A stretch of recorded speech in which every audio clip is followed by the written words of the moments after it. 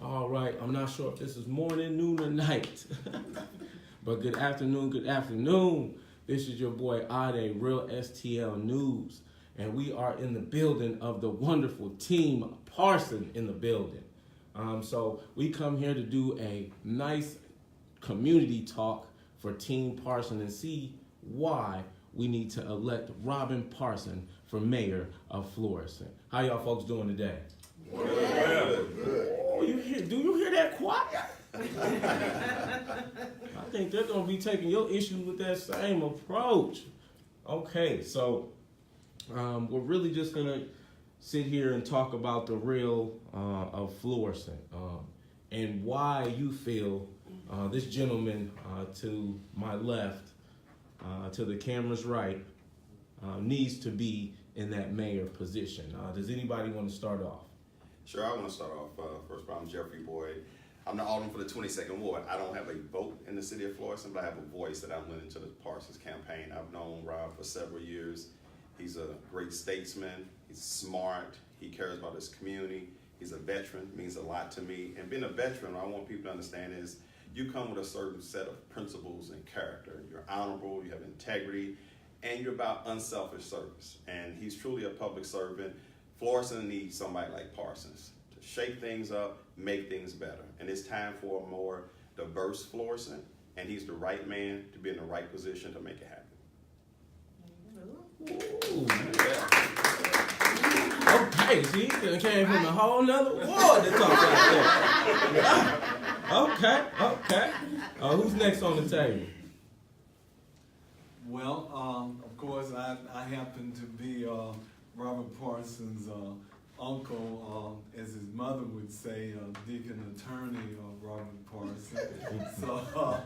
But I want to say this, as especially coming from a religious background, is that here the most important thing is to understand that Robert Parson will support all of the people who are basically for what is right. And that's one of the things that he believes in, and that is trying to make sure that the right thing is done for the right person for the right reason.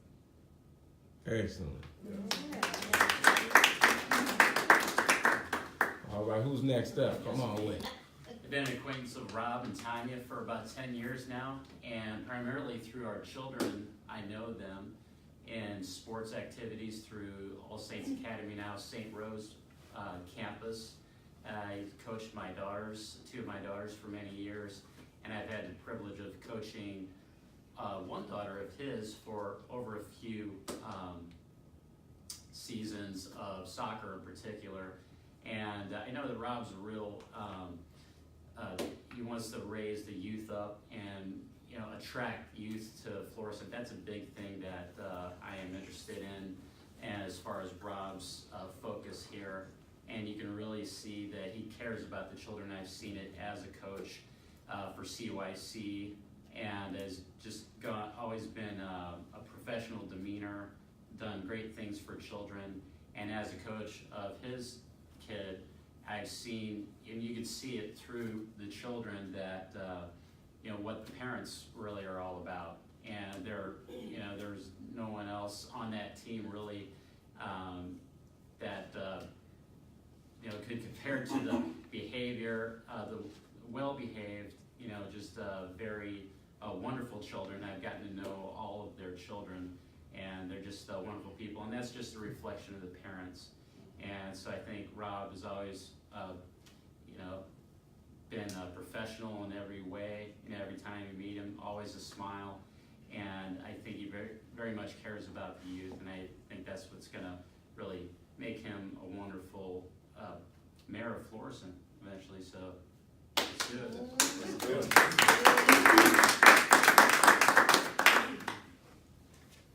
All right, let me ask this. Who in the room, by a show of hands, is concerned with the school system right now? Okay, from those hands, tell me your experience as to why you are concerned. Any one of you.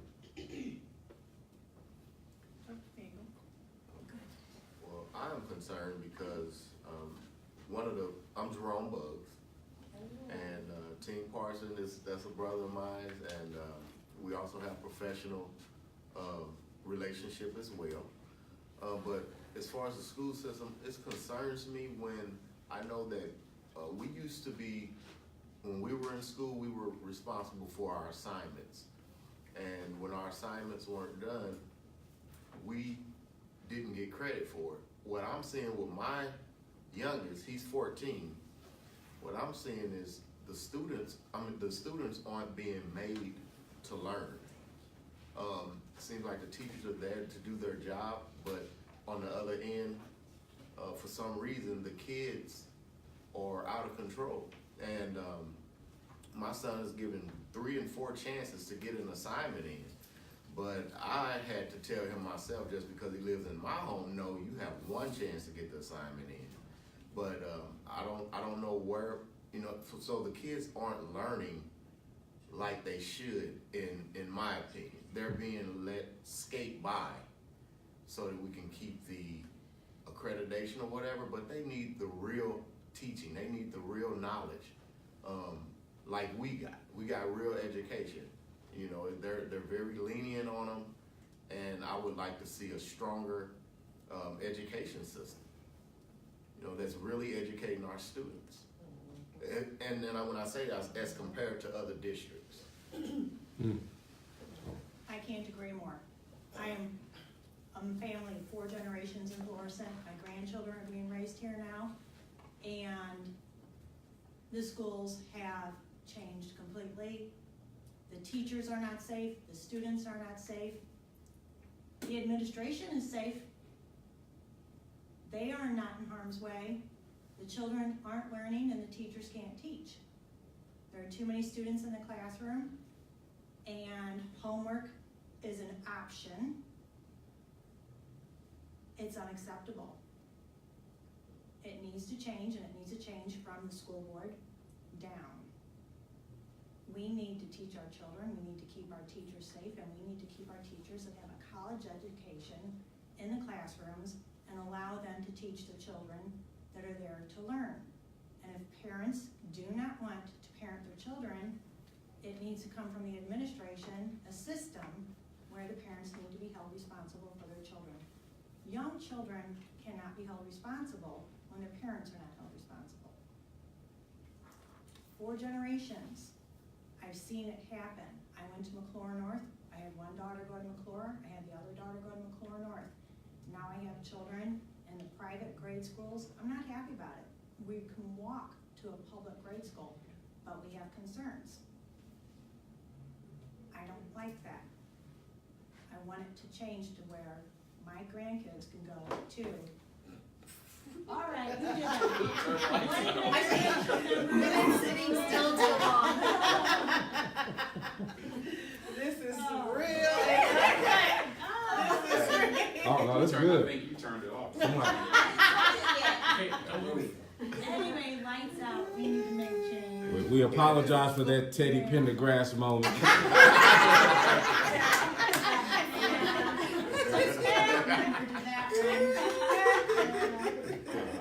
It's raining, we can blame that, really. Basically, I think we all get the point.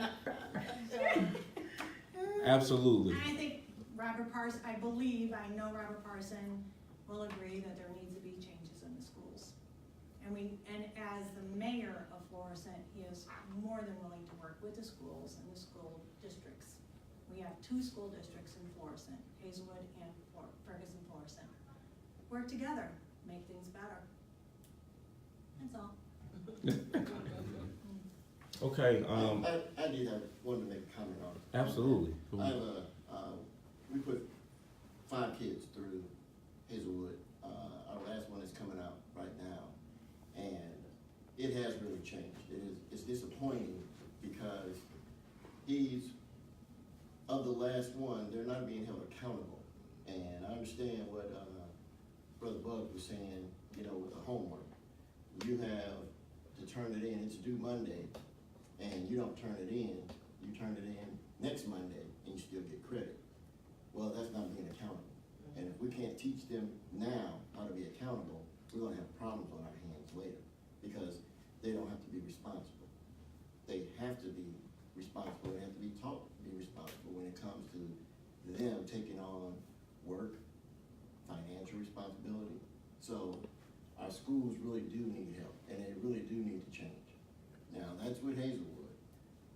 I had some experience with Ferguson, Florissant, where a couple of our kids had an issue with learning to read.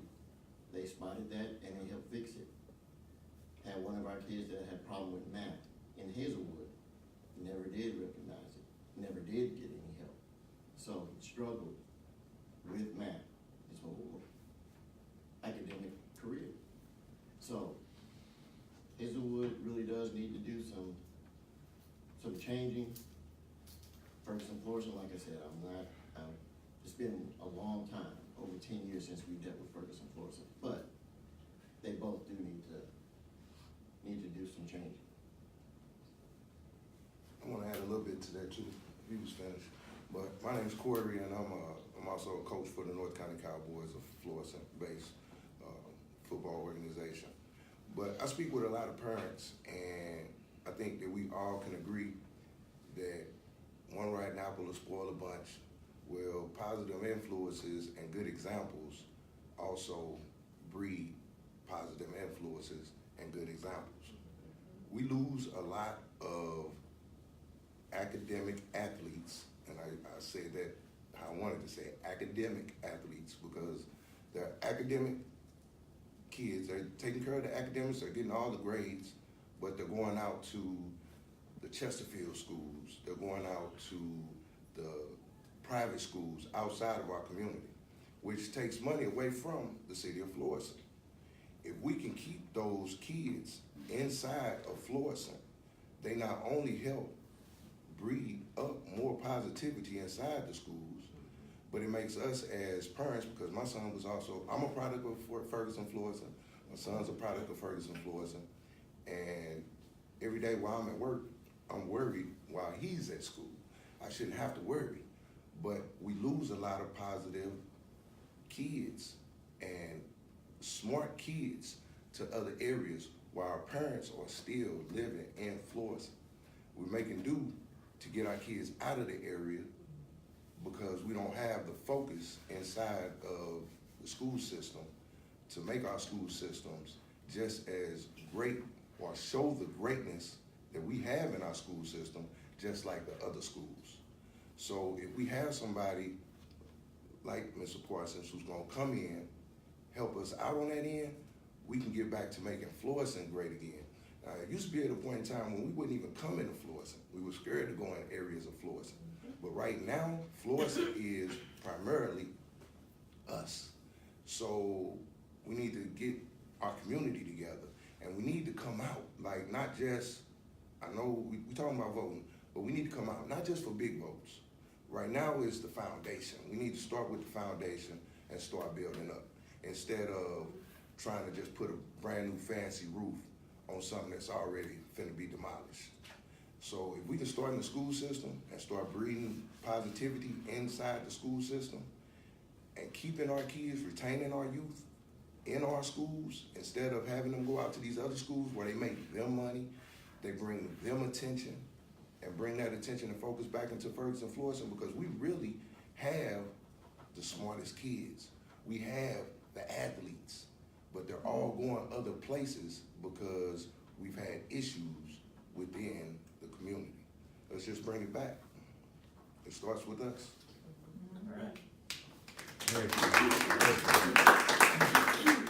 All right. Do we have any business owners in the building? Okay. What perks of the current system and what challenges do you see in this current system that leads you to want Mr. Parson to take you to the next level? Well, I own a catering business and a mobile food business, and we just entered the restaurant business. I've always had problems getting licensed in Florissant with my mobile food business. They didn't allow it. So we're proud now that we've been able to open a restaurant and actually be business owners licensed in the community where we've paid taxes for the last 20 years. I have noticed that through the process, I know other friends that have also just recently moved their business to Florissant. I'm new, 5 months in, and it bothers me a little bit that the process is not the same for everyone. And I'm a black man, and I went through the process. And thank you, Mr. Parson, for helping me through that process by you being on the council. I went through the process, everything went fine. I know other people that are Caucasian, but we're friends. And I know the process that they went through. And there was a lot of corners cut. I know that when Mr. Parson becomes mayor, that everything will be across the board. I'm a business owner that I've been paying taxes for 5 kids, 20 years in this community, and I'm a part of this community. And so it means a lot to me to be able to have a business within my community. And 2 blocks from my home, I can employ some of these teenagers that may go out and do other than, no, you come and work. I can be a positive influence on the community, but I'm met with challenges that's going through the simple process. We're about to expand, and I just found out a long process I have to go to. But I also know someone else that just went through a process, and it was a backdoor in. I know that everything will be fair for small business owners such as myself, because Mr. Parson is a person that wants everyone to be treated fairly. He's an attorney, so he wants to make sure everything is done the legal way, as long as it's for everyone and not for some. So as a business owner, I'm proud to be in Florissant. I look forward to Rob Parson being the next mayor so that I can help thrive the Florissant economy and help Florissant be great again and on a fair playing ground.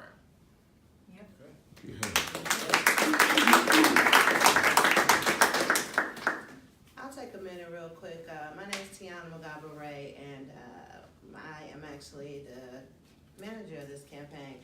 And I wanted to speak on behalf of women and women that I have a disability. I'm an African-American woman. Mr. Parson could have chose anyone to manage this campaign. Right now, we're one of 3 campaigns that everybody's watching. And I just want to thank him for that. And if I have anything to say, at least I know by how he's worked with me that he doesn't make a difference. If you feel like you may not be the one for something or you cannot do something like that, he will bring it out of you. Like, look, we're going to do this together, and kind of like he creates leaders. And that's one thing that I want to let him know, because I ran several times unsuccessfully, and there's so much I've learned through this, helping him win. And I want this more for him than I've ever wanted anything for myself. So I just want to say that I've been in the legal field for almost 20 years now, and he's definitely one that will check into the court systems. In the legal field, you hear a lot about Florissant, you hear a lot about other municipalities, but I just believe that he will boost the people's morale just by getting elected on April the 2nd, and it'll be like, finally, I'm not saying that, the opponent purposely may, not try to boost people's morale, but I know Robert Parson elected on April the 2nd, it will be a boost for the community. And that's why I like to ask everybody to come out, and I can speak on behalf that he doesn't make a difference as far as if you have a disability, you feel like there's something that you cannot do. I think that that's excellent to have the type of mayor that wants to bring the best out of all people. All right. I have a little bit of a different perspective. I'm a retired nurse. My name is Mary Sullivan. I grew up in Florissant. I went to Hazelwood when it was just one high school. And I chose to come back. I left Florissant early in my teens, went to nursing school, and then 10 years later, I moved to California. I inherited my childhood home in Florissant, and I chose to come back here. And when I came back here, I was shocked at what had happened to Florissant over the time I've been gone. The companies that have left here, the incredible bias that I hear in the community. And so I decided early on to get involved with politics in Florissant and try to make a difference. So Mr. Parson is an attorney. I believe that he comes to this table with logic and a calm demeanor. He also is used to negotiating with people that don't agree. And so I believe that he can make that difference in getting agreements with people. The reason that I think that is because I ran 2 terms. I was elected to a school board with my running mate as an attorney, and he was invaluable to the community with his presentation. I was not rooted in that community, just like the opponent is. People were very fearful of me because they thought something bad was going to happen, and they were completely surprised. We got all kinds of things done when the incumbents hadn't done anything in many years. So I fully support Rob Parson, and I hope he is our next mayor.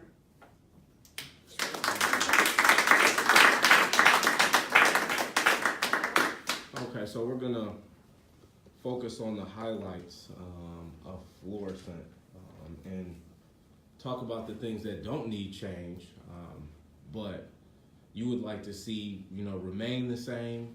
So, because, when new people come in, unfortunately, budgets happen, and budgets are, get looked at, businesses come, businesses go, but we have highlights around Florissant. The park still, there's a couple of parks that's not too far from here that still look good. But when budgets happen, when new people move into the environment, those things can sometimes change. What are the highlights of Florissant that you want to see remain the same? Okay, I'd like to see the community involvement stay the same. There's a lot of people that are involved in the city of Florissant. They participate on a lot of different boards and commissions, and I would like to definitely see that stay the same. The neighborhood watch program, we have a very good, very strong neighborhood watch program, and I would definitely like to see that remain the same, if not get bigger and stronger. But the community involvement is something that Florissant has, and that I myself participate in and I like. So I definitely do not want to see that go away. I would like to say that presently I found out from Mr. Parson that the economic development in Florissant is headed by a part-time position. If we increase that to a full-time position, we will bring more taxpayers into Florissant, and then potentially we would have more money to not have to be thinking about cutting. Absolutely. What other highlights do we have in Florissant that Mr. Parson can keep the same? Because again, change comes, bulldozers come out, but with your voice, he can understand now what he needs to be working on. Well, I think there's some things that can stay the same, but be improved upon. So we have a wonderful, wonderful park system. We also have a half-cent sales tax that's supposed to be dedicated to the parks. But I don't really feel like the majority of that money is going for the things that the citizens were told that it was going to be spent on.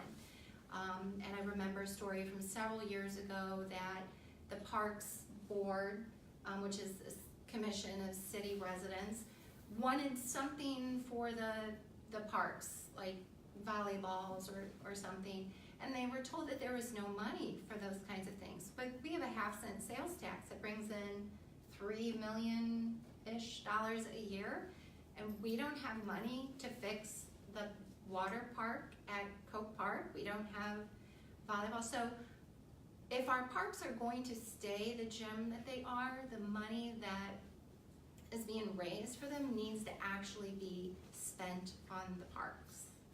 So keep them the same, but not really the same. Improve upon what we already have. Okay, so that brings up improvement.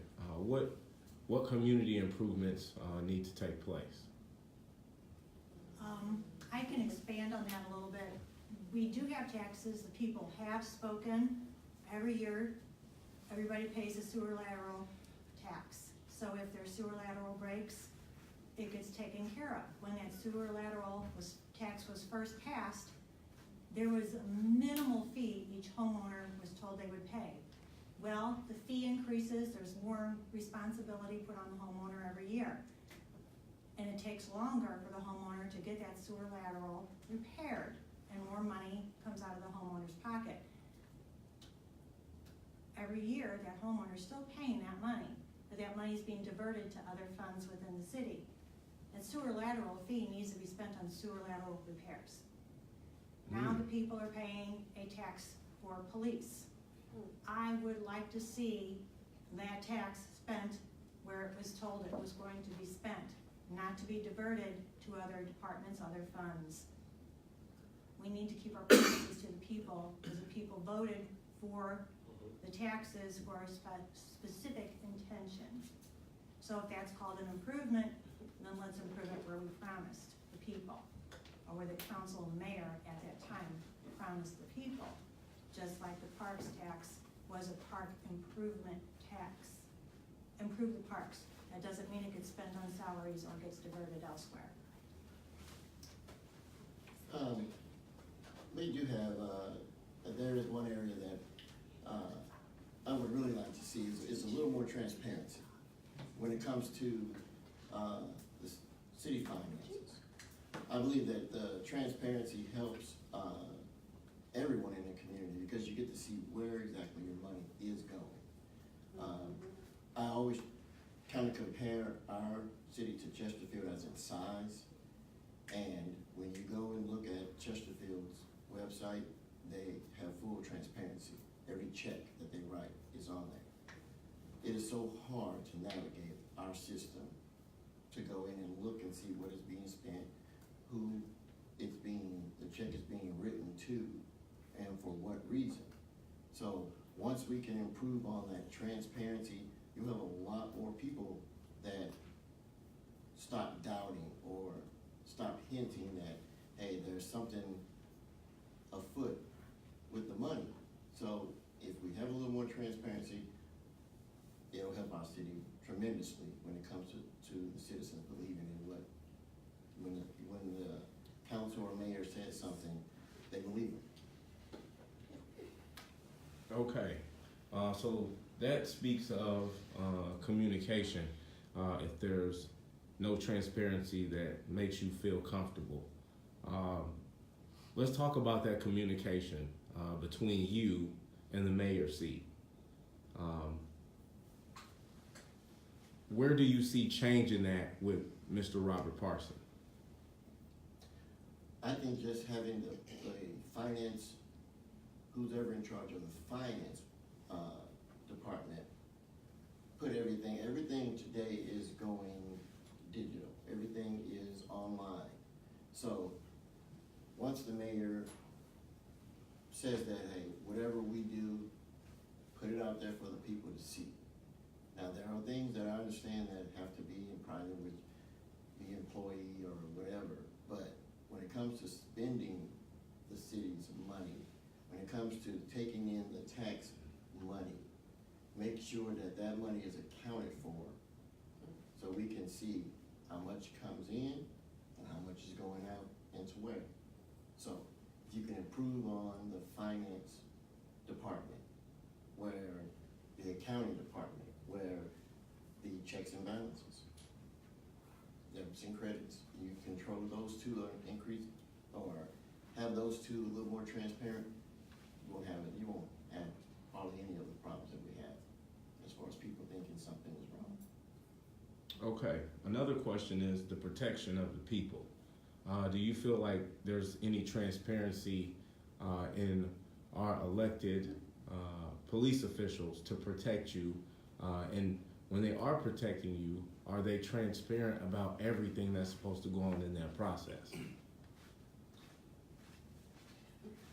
I don't think that we have so much of an issue of our elected police officials. We have a great police department.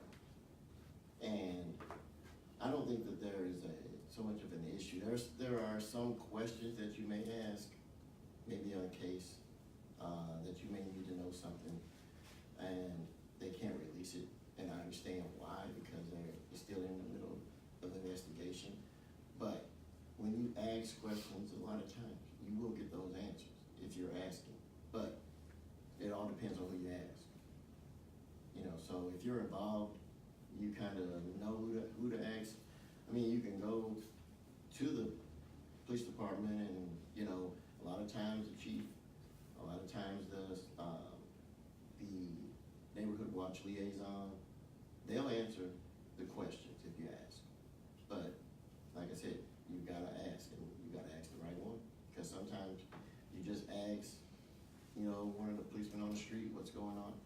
A lot of times they won't answer you because they probably don't know. Do the rest of the community feel the same way? I can't say that. I can't say the rest of the community do. I know there's some that do feel that way, but I can't say that the rest of the community feels the way that, or thinks that the way that I think. That this is me and maybe a few other people that I talk to. Right. What about the rest of the people in the room?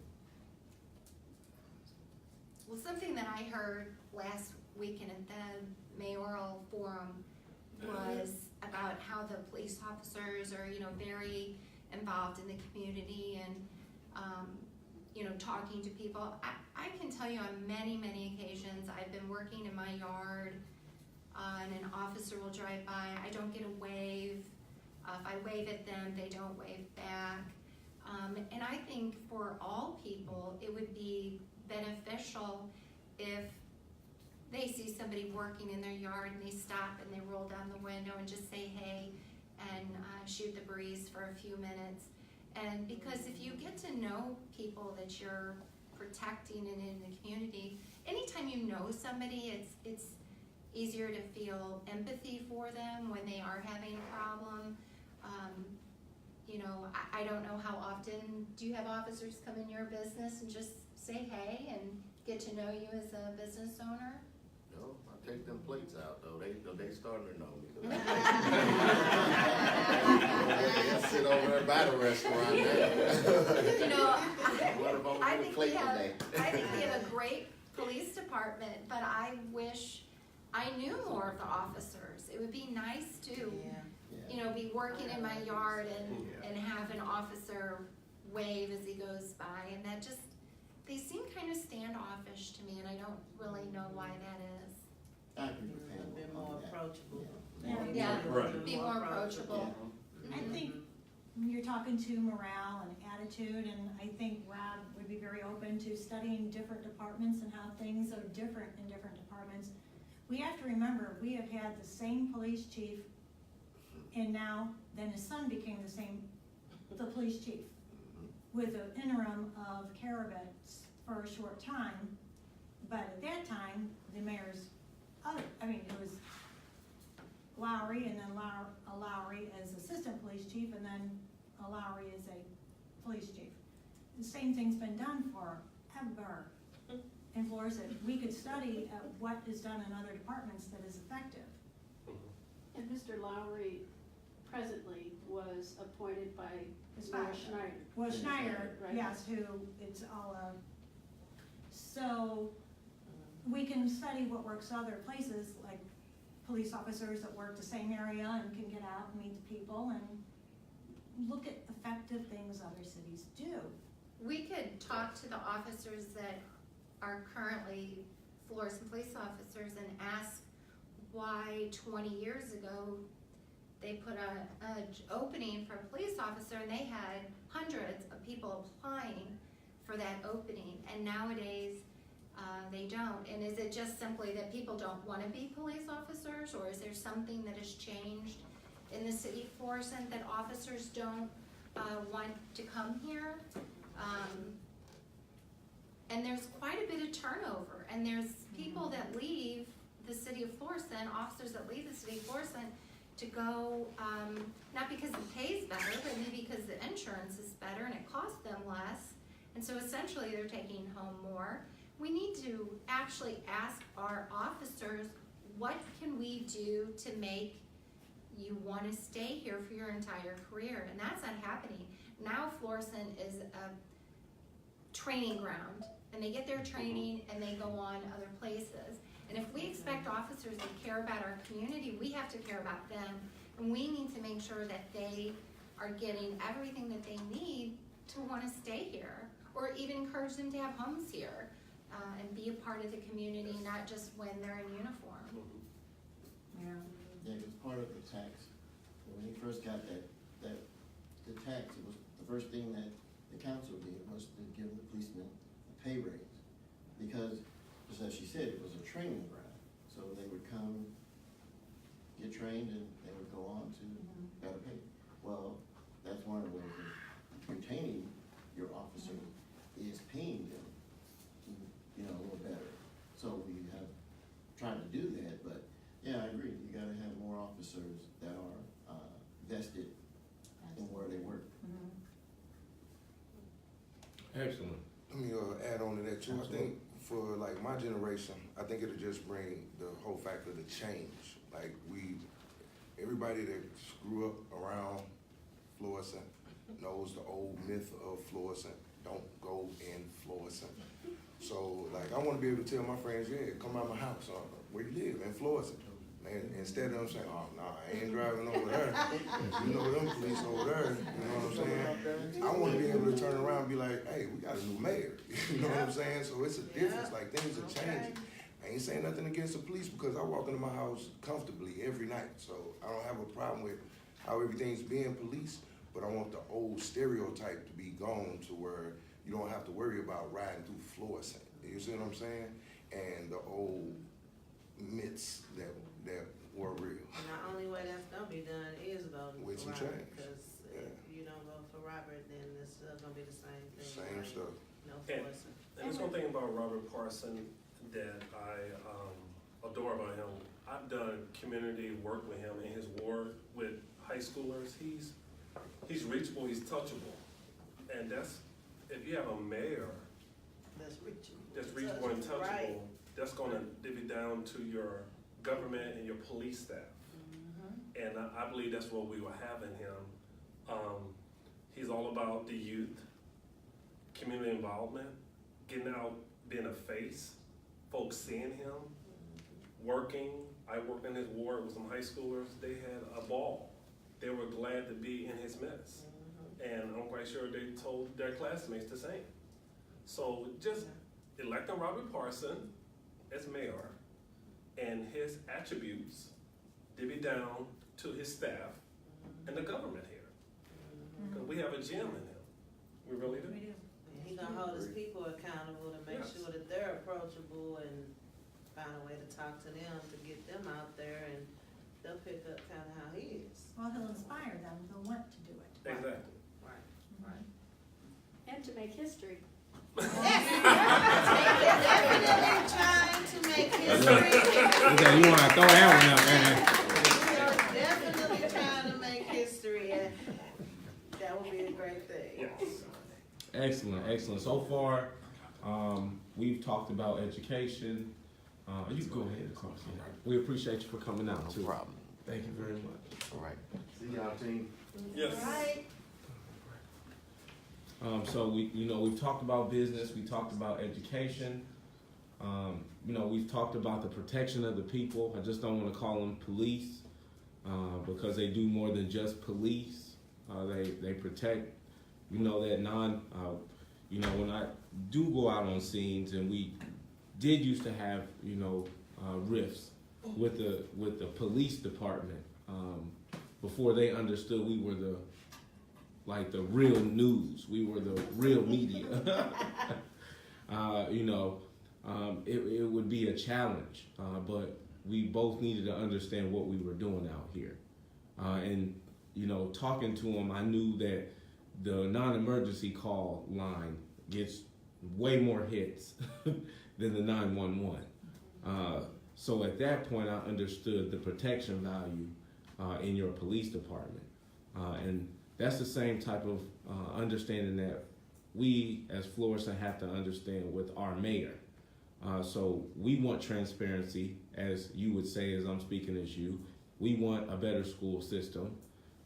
We want our highlights to remain the same, but still improve upon those things. What we want to know is Mr. Parson, Mr. Robert Parson. And come on over here. Yeah. That's my part.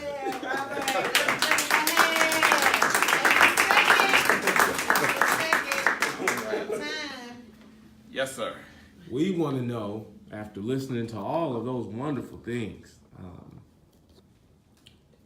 very first, how are you going to address this budget? Because that's like the number one thing I heard with the taxing, and it trickles down. So how are you going to handle the budget? Well, before I talk about the budget, first off, I want to thank Real STL News for being here today. Doing a wonderful job with this forum. I want to thank all of our citizens that are here. They all have a passion about the city of Florissant, which is something that I really like to see. They really care about what's going on in this community. They live in this community, and they want to see the best for it, which is the same thing that I want. So I'm glad to see that they all made it here today, and were able to participate. In terms of the budget, you know, we did hear some things, some concerns. One that was spoken of at length was transparency. I think transparency is something that is very important. You want to be able to protect your integrity as someone who is an elected official. So if our citizens can take a look at our budget and be able to see where every single penny is going, and they're able to understand that our city's government is being a good steward of their tax dollars, then I think that just benefits us all as a whole. The other thing is I want to make sure that money that is in terms of taxes is used for its specific purpose. There was mention about the Prop P funds. There was mention about some other funds in regards to our parks. If we have taxes for parks, it needs to go to parks. If we have taxes for the police department, it needs to be spent on the police department. All those things need to be separate. We shouldn't be robbing Peter to pay Paul and doing this and doing that with our tax dollars. And the way that we can prevent being in the robbing Peter to pay Paul episode is by scrutinizing our budget pretty much daily. We want to make sure that there is communication between the mayor's office and our city council about the budget, that we have frequent work sessions. We shouldn't be just looking at the budget collectively just in October when the fiscal year is about to end, and then a new one is going to begin. We should have discussions year round, and then when there is a shortfall in one area and maybe a surplus in another area, we can plan better in the next year's budget. And I think all those things would be very, very helpful. And then also, you know, we got to avoid dipping into our reserves every year. That's something that is definitely not sustainable. Just think about your own savings in your household. If you keep using your savings to try to pay your bills, eventually you're going to fail. And I don't want to see the city of Florissant fail. I want us to continue to prosper. So the budget is something that is one of the number one things that we need to address here in our city. Excellent. Okay. Since there is transparency needed within that budget, I heard there needs to be that same transparency when it comes to our education and our having our teachers safe and having our students safe. How are you able to come up with something of that nature to do that, since this is a long tradition of, hey, we're safe over here in our suits, and everybody else is, a liability at this point? Well, first off, I know I'm running for mayor, I'm not running for the school board, so I just want to make sure everybody's understanding that. But I think it's very important that our city officials do everything that they can to assist our public school systems, because our public school systems is what attracts people to this area. I think Corey mentioned earlier that we're losing a lot of students to other districts. A lot of our brightest students are going somewhere else because there's not a good impression about our school districts, and that needs to change, because that hurts the city of Florissant, and I'm all about what's good for our city. In terms of safety, I know we have safety officers that are working within our school district. If there's anything that our superintendents need to bolster that safety of our teachers, of our students, I want that to happen. Whatever measures that need to be taken, I want to make sure that happens, because after all, my students are going to school in the public school system, as well as my wife is a teacher in one of the districts. So definitely I want to see them to be in a safe environment, as well as everyone else's children and family members. Excellent. Okay, one of the things that you talked about was safety officer. And me doing these different segments in these different schools and talking with these different parents, I understand that there's a disconnect with positive engagement. I also heard that through our police department here in Florissant. How do you propose to change that communication and that positive engagement barrier? Well, I think community policing is something that is very important. We need to make sure that our officers have a good relationship with our residents. One of our citizens here earlier, Pam, was speaking about how maybe a police officer might drive by and not wave hello or anything like that. Our police officers need to be approachable. They need to have more instances where they're involved in our neighborhoods. If we have businesses that people frequent, officers need to drop by, on a consistent basis and get to know people in those businesses. We mentioned, Just One Taste Catering and how he hasn't had many officers come by there yet, but he's going to take some food to them. That needs to be a change here in the city. They need to go to places where people frequent of all cultures, so that everyone has that comfortable relationship, and they'll know, I know Officer Steve, or I know Officer Mike, or whoever. They need to be able to know people by name, and if that relationship develops, then I think it's just overall makes our city more welcoming and makes it even better. Excellent. See, so you did talk about the relationship between your protectors and your businesses. But now, as this business owner looks to the future, he wants to protect the market and the economic value. How are you going to bring those businesses back up? And how are you going to secure his mom and pop style business to sustain 20 years in the game? Well, I think the foundation of economic development comes from our small business owners. There's far more small business owners than there are of corporate giants. So in order to foster small business here in Florissant, maybe we need to do some things like office sharing in some of our empty buildings. In terms of businesses that sell food, we can have sharing of commercial kitchens. Just think about it. If you're starting a new business, there's a lot of expense that goes into it to begin with. And if that's some cost that can be defrayed by sharing it with someone else is in a similar position, then that just makes it better for that small business. In turn, we don't have an empty space in one of our buildings here, and then also it brings in more tax dollars. So that's definitely a win-win. I don't see how anybody loses in that scenario. then the other thing is with a lot of the landowners who own the commercial space, we need to make sure that they're making a concerted effort to try and lease those spaces to people.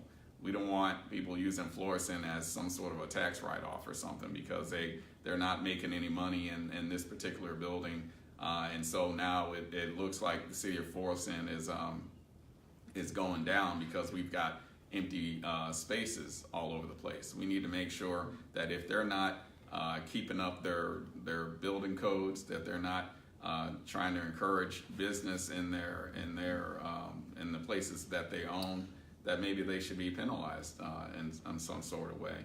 I know other cities around the country that they will penalize by charging fines daily to some businesses that have code violations in some of their empty spaces. So we need to make sure they're keeping those buildings up to code in a fashion that the city of Florissant is satisfactory with, and then in addition to keeping the codes up, they need to make sure they're making a great effort to get those spaces rented. Excellent. Okay, so I've heard some great things, but just to sum up everything, we talked about some things off camera, and I saw a 6-1, just a vision of why they may say you're the underdog. Well, I'm sorry, go ahead. However, I didn't stop at every door to understand why they were going to vote for Lowry, or I didn't understand why they didn't have maybe a Robert Parson sign and they were a Robert Parson supporter. So you tell the community of Florissant why you and your team will lead you to becoming the next mayor of Florissant. First of all, I heard from the legendary Betty Thompson that signs don't vote. So even though there's a lot of signs out there, I'm not totally relying upon that when it comes to this election on April the 2nd. We've done a lot of things out in the community. We've gone out and talked to people. Florissant, however, is a very big community, and for a small grassroots campaign like mine, it's a bit of a challenge, but it's a challenge that I knew about when I was going in.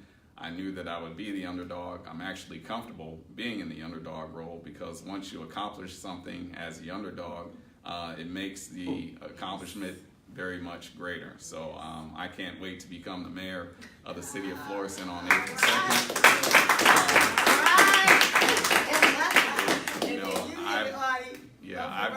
I've been thinking about this, for a very long time, even before I made my announcement that I was going to run for mayor.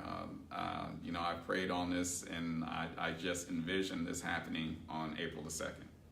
Excellent. Okay, so for the new voters who might not know, this is their first time voting, please tell them where they may be able to find a poll, or they have to go find the poll to really cast their vote, because we had a lot of 18-year-olds come in. There's a lot of registered voters. We need those people to be educated of when they're watching this. Where do I vote, Mr. Robert Parson? Well, the first thing I would do is go to the Board of Elections website. All you have to do is key in your address, and you would be able to tell where your polling place is.